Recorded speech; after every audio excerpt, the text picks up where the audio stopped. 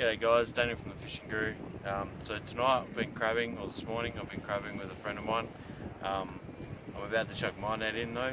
We've been fishing off of his, so I just want to quickly show you guys how we do it and the setup that we've got. So to start off with, I'm going to show you the net. So this is just a standard 2-ring dropper net or crab net. Alright, the theory is that when it sits in the water, the rings sit on top of each other and it sits flush, and then you can see we've got our bait there in the bait saver.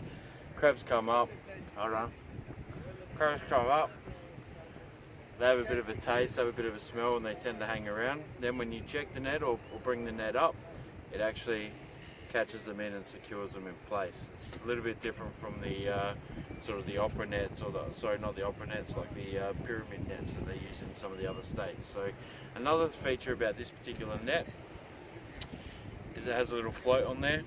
This is upgradable, but essentially all that does is when it is sitting flat on the bottom, it just helps to hold that.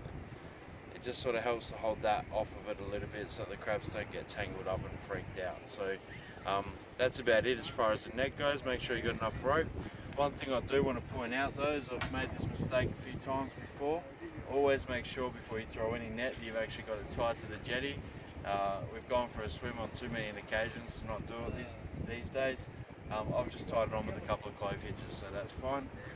The method itself is pretty straightforward. All you got to do is just make sure that it try and lands that way. Try not to get it upside down, otherwise you can have a hell of a time getting those crabs up. Alright, we just sort of, I like to hold them together and then just throw it a bit like in a frisbee motion. So we'll see how we go. It's a bit awkward in front of the camera, but just sort of,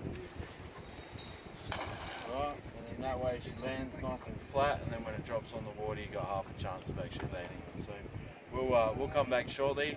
I know there's definitely crabs around, which is why we decided to pull out the camera.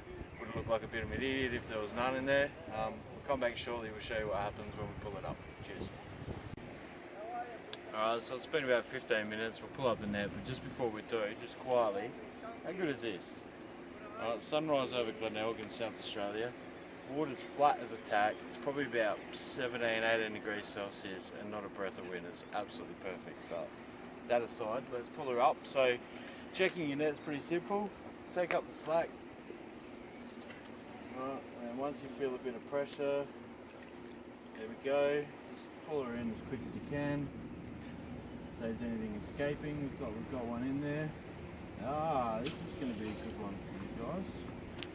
So in here we've got at least one female that's in berry, which means that she's got eggs and she's got lots of them. So she's definitely going to go back, and then we'll measure that other one.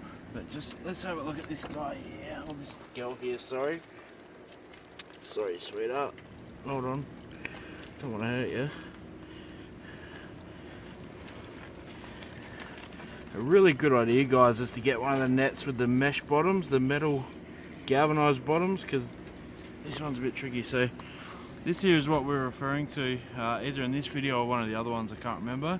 So this is a female that's in berry. Alright, so as you can see, she's got lots and lots of eggs there, so we're going to get her back in nice and quick. There you go. She can make our next breed of crabs, don't you? Alright, here we go. Alright, here we go. So another female, but she's not in berry, so she's definitely legal size, but we're going to show you how to measure it anyway. So in South Australia, the legal size for blue swimmer crabs is actually 11 centimeters from this spine to this spine from the base.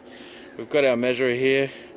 I think we've shown it in another video, but that's it anyway. So we actually sell these. As you can see, the top part of the claw is 11 centimeters for blue crabs, and the bottom part I've had cut out to 10 centimeters for sand crabs. But we'll just show you. So from the base of that spine, we've got about 1 inch or 2.5 centimeters or so to play with. So this looks like this one's going to be dinner. But cheers, it's easy as that. We're going to catch these more. We've already got a couple before we even started pulling this video out. So yeah, we'll see you next time. So here's the final result.